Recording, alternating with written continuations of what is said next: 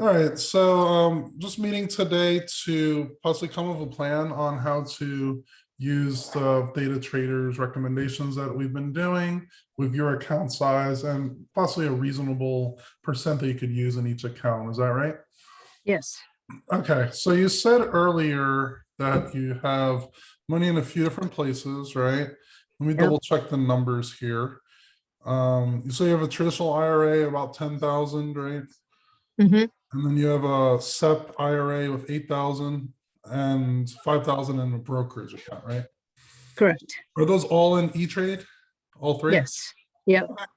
For the SEP IRA, I guess you could put in more than the normal IRA contributions. Is that correct for your business? That is correct. That's Yes. good, yeah, because they're pretty limited in regular IRAs. You could do like 6,500, or if you're over 50 years old, you could do 7,500 next year. Yep. But I know in the SEP, do you know the number for the SEP? Like, I know you could put more than that, I think. I I think it's around 20% of your net income. Oh, okay. Yeah, that's good. So yeah. So if you're able to put in money into the SEP beyond the normal contributions, that could be good, especially if you're able to do it for a few years. You could really build it up if possible. Yeah. You also have or your husband has a 401k, right? Yes. Yep. And I guess you're pretty open in how you could trade in it because you said you could do covered calls and cash cleared puts there. Yes. Oh, that's good. Yeah, most 401ks you can't do that, where you're pretty stuck with the available choices that they have. There only might be 8 to 10 mutual funds, but it's good that you're able to have that flexibility there. So Yeah. You can. I know a few of the questions you've said in the past had to do with some of those longer term, maybe safer, conservative type covered calls. Are you still interested in those things? I do a couple of those on the dividend stocks. Yeah. Are you doing that in your husband's 401k? Yes. Okay, good. Yeah. So what general questions do you have about that strategy with the dividend type stocks? Um.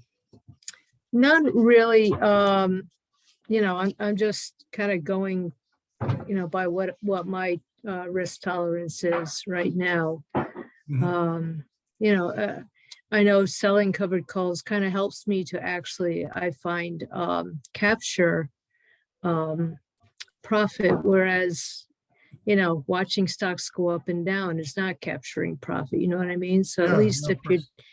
if it gets assigned, or at least you're getting something out of it instead of watching it come right back down again. Yeah, no, you're right. And if you set them up correctly, you could get a pretty decent return on just the covered call premiums, especially if a stock is already a little bit higher than when you bought it at.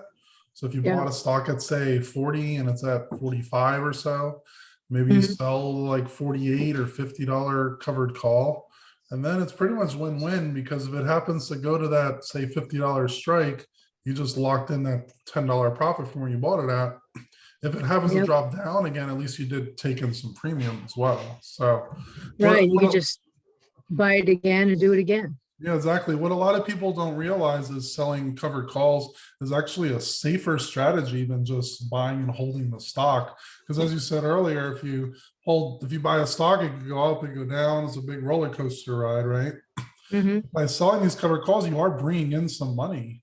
And again, it is safer than just holding the stock in most cases, especially Yeah. if you're selling those calls, at least at your strike price that you bought at or higher, right? Yeah. What are a few ways that you go about looking for these dividend type companies that you might want to be doing covered calls with? I follow a company from Investors Alley.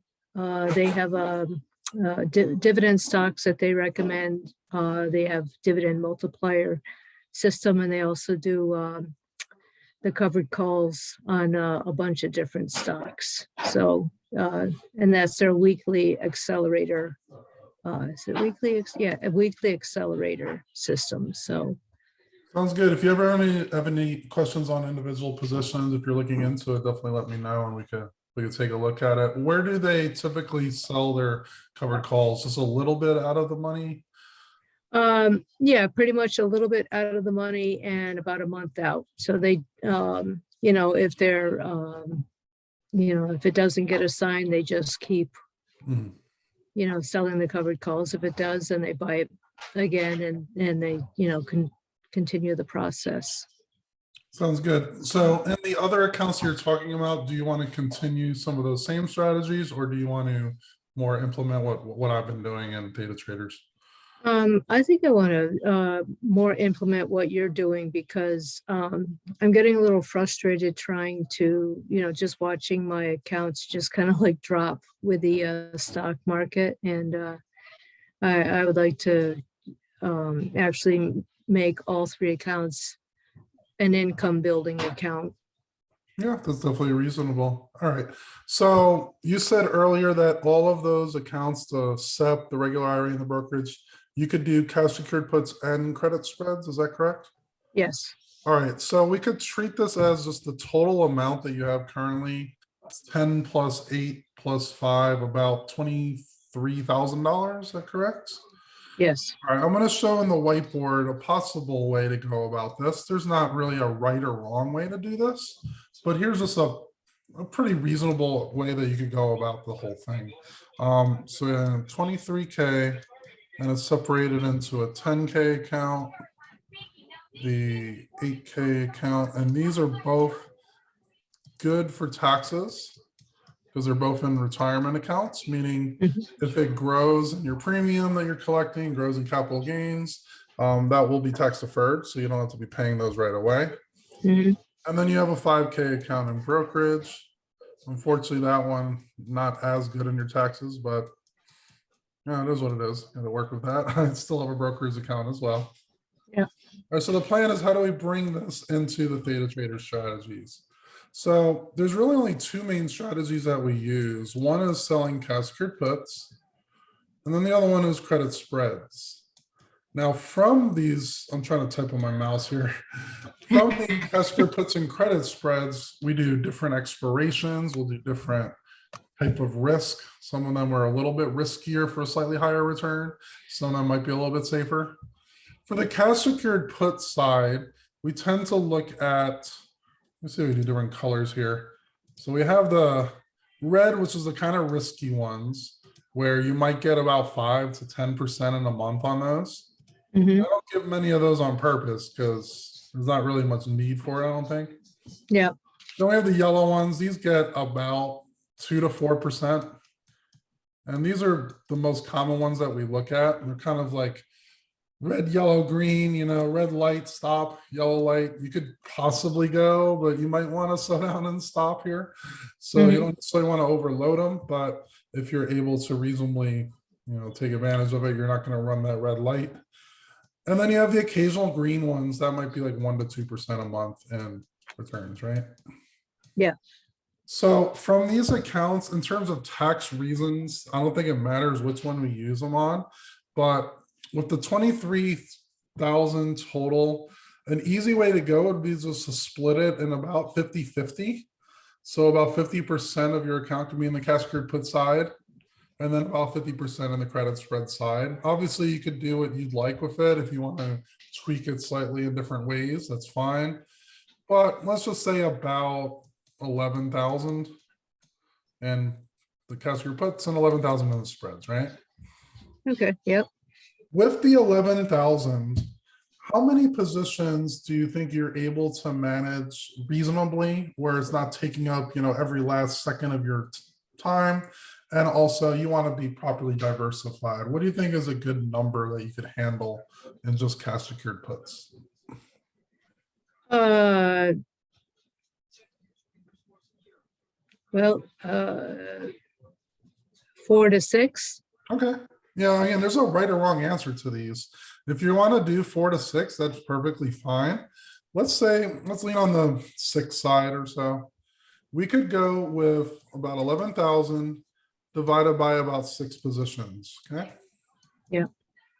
So now if you just take 11,000 and divide by 6, you would get about 1,800 or so per position, right? Yeah. Which means that if you happen to find a stock that's an $18 strike price, you could sell one of those cash secured puts, because if it gets assigned, you would have to put up $1,800, right? Mhm. And then if you do that with the 6 positions, you'd be at 11,000, right? Yes. Now, for the credit spreads, we do some that are 0 DTE. I'll try to type it out here. So we do some that are 0 DTE. We also do some that are the longer dated, about 25 to 45 days out. Okay. Okay. 0 DTE are the riskier ones where you have to be careful with your accounts and whatnot. So I'm going to put a little red circle near the 0 DTE. Just like today, we almost got stopped out. It was very close to losing about 5% of your account for whatever amount that you use in this strategy. But then it ended up bouncing back and we actually profited about 2%. So that's why it's a pretty red flag there. You want to be pretty limited in how many of these you're doing because you don't want huge up and down swings, right? I mean, Yeah. if you put all of it into 0 DTE, you could lose 6-7% in a day, and that would really hurt your account, right? Well, yeah. So up to you. I think it's optional if you want to do the 0 DTE. Obviously, if you have time for it, you Mhm. can consider doing just a few positions. They're 500 to 1,000. It's actually they're 1,000 per position, so you can do one contract if you wanted to, and there's nothing really wrong with that. I would try to stay away more than say 3. I wouldn't do more than that if you were interested in it, just because of that big roller coastery swings. So you could So, consider maybe one contract here whenever you do have time for it. Okay. so it's one per day, right? Yeah, you could do one per day. And you can do it 3 times a week because you would need a $25,000 account to do more than 3 times a week. Okay. So you could do one contract up to 3 times a week. Don't do more than the third one because then it will lock you out of doing day trades. That's the Okay. pattern day trader rule. Okay. All right. So this would use up about 1,000. Then we have about 11 minus 1. You have about $10,000 left. All of the longer dated stuff we do with data traders uses $500 per position in those Okay. credit spreads that we do. So now, about how many credit spreads do you think you could reasonably manage as well? Like you don't have to necessarily do every single one that we offer because that would be a lot of work possibly in your hands just watching them all. Do you think somewhere around that 4 to 6 range again on those possibly? Yeah, I would say that. Yeah. Okay, let's say about 6 positions here as well. So if we have $10,000 left in the spreads, divide it by about 6 positions, you're looking at about 1,600 or so. And we could just round it down. Let's keep a little bit in cash, maybe make it about 1,500, right?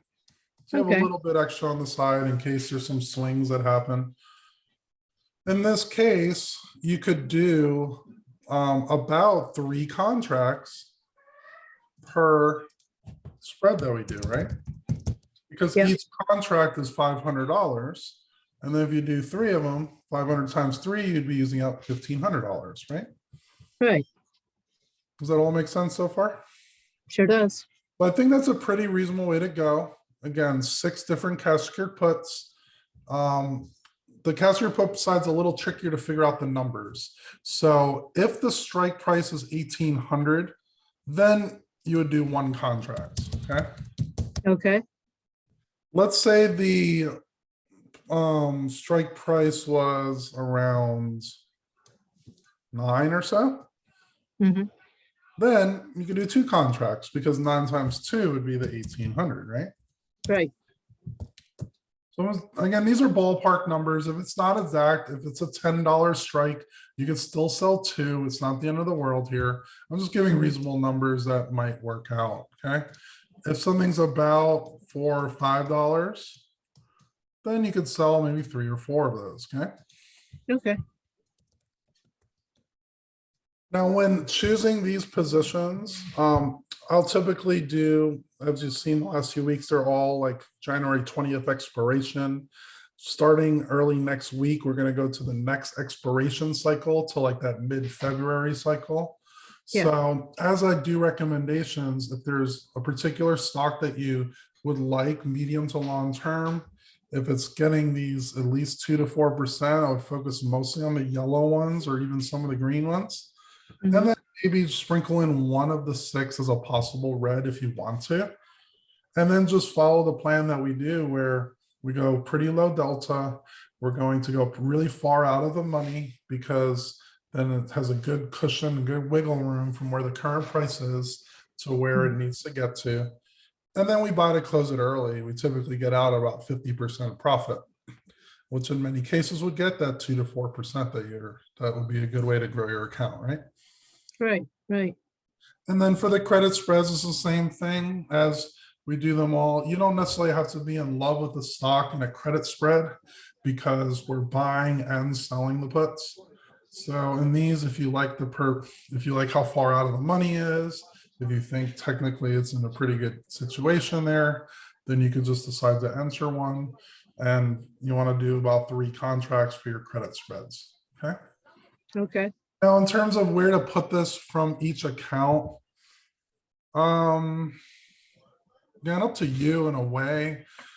Out of this 18, you probably want to do mostly the cash secured puts, like the full 10, maybe you could do all cash secured puts. Okay. And then out of the 8 and 5, maybe you could do that with credit spreads. You'd be a little bit higher in the credit spread side, but it would be a lot easier to know where all your accounts are and all your positions. So you can Right. consider that, or you could take an extra 1,000 or 2 from this one and make them into credit spreads. Sorry, cash secured puts. It's really up to you Yeah. on that one. All right. A lot of people, the perfect is the enemy of the good. So you don't have to be like set to the exact dollar amount on these things. It's fine to be a few $100s off in the range of them to see like it might be better off to, have your 6 positions. But if you happen to get a 7th position, it's not the end of the world here, right? So Right. sometimes the numbers won't work out exactly, but you can make it pretty reasonable. Does that all make sense? Yeah. All right. Yeah. Any general questions on that plan? Does that seem like it might be something you would be able to do? Yeah, definitely, definitely. Very good. All right. And I was actually looking, I printed out the credit spread information and I wrote down a couple of questions that I had. No, go ahead. So pretty much it's best just to kind of wipe the slate clean and just start with an all cash account, correct? You do need to be able to sell using margin. So it has to Yeah. be a margin account, but you could start with all cash if you wanted to make it a little more clean and simple, and then just start selling your spreads, like 500 per spread is like that. Yeah. It might be Right. easier that way. If you don't mind, are you talking about your SEP and your traditional? Everything. Oh, okay. So if you don't mind the tax, you might have a little tax hit this year if you're aware of that. Just be aware. Oh, everything would be down. That's what, that's what Yeah. I Just don't get some think that back in would your affect. taxes for next year, right? Yeah. You could sell a few more spreads with that tax. Check really good. All right. And I noticed that you say set a stop. If it goes above a certain point, how do you set that stop? Do you place it during or after you place the trade? Good question. I'll share it on my Thinkorswim. I don't know if E-Trade allows the same. They might allow a similar way to do this, Mm-hmm. but you could set an alert price. I think on Yahoo Finance would let you do that too for free. And double check if E-Trade lets you set alert prices, where if it Right. hits a certain price, then it tells you. That's really all you need. Okay. Okay. For the credit spreads, let's say I was doing a credit spread on SPY. I'll go about the 24 days out. Typical plan here will look around 0.08, 0.1 delta or so. So maybe sell the 350 put, buy the 345 put. Does It'll be a credit spread. We're looking at about $25 that you'll take in, which is 25 divided by the 5 for 500. You get about 5% on your money in Mhm. 24 days. And the odds are with us, there's about a 0.08 delta, meaning about an 8% chance it doesn't work our way. So these are all possible ways that might be a good credit spread. Once I would confirm and send it, what I do in the credit spreads is I don't place the stop orders on the longer dated ones, okay? What I do instead is I set an alert price that's a little bit higher than your sold put. But if it happens to get close to there, we want to get out of the spread because we don't want to lose the full $500 in the contract, okay? Okay. So if we're selling a 350 put, I would probably set an alert at around 360 or so. So that means it went from 381 at or below 360. It would have had to drop a decent amount pretty quickly already. And then just create the alert on Thinkorswim, which is really good. Is just, it tells me on my phone, it'll just tell me on the brokerage that, hey, right now it just touched 360. At that point, I would manually go into the trade and then see what the actual strike prices are in terms of the premium, okay? All right. So it's a little bit more work than placing the stop order right after I place the trade. But the reason why we do that is we don't want to get stopped out on an order, even when it's working with us. And there's a lot of people where sometimes you place that stop order and then a random person takes a weird bid or ask, and then you get stopped out. And we don't want that to happen because there's a lot of cases where we're perfectly fine on the trade, yet we just get stopped out because of that rogue order. Okay. So I just set the alert prices for all the positions that I do. If it touches the alert and let's say there's only 3-4 days left, I might just keep the trade on because from 360 to 350, I'm just going to keep an eye on it to see if it still might be okay. If it dropped to 360 right away and I still have say 20 days left, I'm going to get out of that trade at that point because I don't want to get close to that full $500 loss. All right. So yeah, double check on E-Trade if you could set alert prices. Okay. Yeah, I think I have it set up with Yahoo as well because I get alerts from them all the time. So yeah, so that's how I actually manage them. I don't bother putting in the stop order, but I'm able to do this with about 15 of the 20 or so positions each month. I just set the alert price. It doesn't take up a ton of time in the end once you get used to it. Okay. Any other questions on spreads? Yeah, I just haven't done very many spreads, so I'm just I think it's just gonna, I've done a lot of regular options, but not spreads. So haven't done the 0 day to Yeah, 0 DTE. yes. And those Yeah. you would have to be free about 30 minutes after market open for those. And Yeah, again, that makes sense. and they do move So very quickly. So that's why, I'll put the alert out at around 9 o'clock Central Standard Time. You pretty much have to get it within the 10 to 15 minutes of that alert, or the pricing might be very different at that point. all right, and that's typically what is that, Monday, Wednesday, and Friday? I give the alert every day, but since you're under 25,000, you don't want a pattern day trade. So you could decide to do Monday, Wednesday, Friday if that works for your schedule. And again, I think the 0 DTE is it's completely optional. Like you don't have to be doing those, but if you want to possibly get a slightly bigger boost to your account, again, possibly it may or may not work, then you could consider some of them. Like I only do a small percent of my own account as well. I know some members really like it. It's like driving your Ferrari and driving really quick, but then if you crash, it's going to hurt a lot, right? I like my Corollas and my RAV4s. I like to just go slow and steady, and the turtle wins the race. So I like the longer dated stuff in general. Right. No, another question I had was I tend to what I call double dip. Is if I sell a covered call and say the price comes down a lot, after it's been up, I sell the covered call, and if it drops a lot and it goes down to about, 60%, where I burn 60%, I'll sell. I'll buy it back. Mhm. And then on another up day, within a month, I will sell another covered call. Yeah, there's nothing wrong with that if you like doing it that way. Yeah, yeah. Because I feel like I get a little bit more boost out of that as well. Yeah, there's nothing wrong with that at all. Is there a question for that or? No, I just wondered Okay. if you, have ever done that Yeah, I yourself. do that sometimes if I notice like, oh yeah, the stock went down a lot, but my covered call, is way lower. I could buy it back for pennies. So sometimes I'll do that and wait. Yeah, there's nothing wrong with that. You have to be a Yeah. little bit more active on it. But for the longer dated, like conservative plays that I do, I usually Mhm. sell out 3 to 6 months in the calls. So Yeah. really far away. Sometimes I almost forget that I even did it because I had some out for March already. Oh, So, yeah. but yeah, like if I happen to sell one and the stock just tumbled, it's like, yeah, I'll just buy it back. A few dollars, Right. sure. Yeah. That's what I did with the main stock.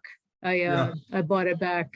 So when it goes back up again, I'll just sell it again. Yeah, I still have my main. I should double check. It might be worth buying it back. Yeah. What do you So, do with the premiums you receive from covered calls? There's a lot of things you could do. You could buy more shares of the same stock. You could buy other positions. I don't do anything right now. It's just, if I have cash in there and if I want to, sometimes I'll buy